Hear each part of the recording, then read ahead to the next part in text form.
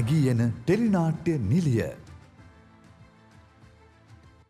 2025 වන සුමති සම්මාන රාත්‍රියේ වසරේ නැගී එන ටෙලිනාට්‍ය නිලිය ලෙස නිර්දේශ ලබා තිබෙන්නේ කවුද? නිර්දේශිත නාම වසරේ නැගී එන ටෙලිනාට්‍ය නිලිය 2025 ස්වර්ණවාහිනියෙන් විකාශය වූ රටපවුල ටෙලිනාට්‍යයේ අප්සරාගේ චරිතය රඟපෑ ප්‍රශා මිෂෙල්. හිරු ටීවී විකාශය කළ බඹරෙක් ඇවිත් ටෙලිනාට්‍යයේ මල්කාන්තිගේ චරිතය රඟපෑ විනූ පෙරේරා. සිරස ටීවී විකාශය කළ ලවර්ස් ලීප් ටෙලිනාට්‍යයේ ආන්‍යාගේ චරිතය රඟපෑ අංජලි ජයසිංහ. ජාතික රූපවාහිනියෙන් විකාශය වූ ද ලේක් ටෙලිනාට්‍යයේ රුක්මනීගේ යෝන්විය චරිතය රඟපෑ මංචනා පලිහ වඩන.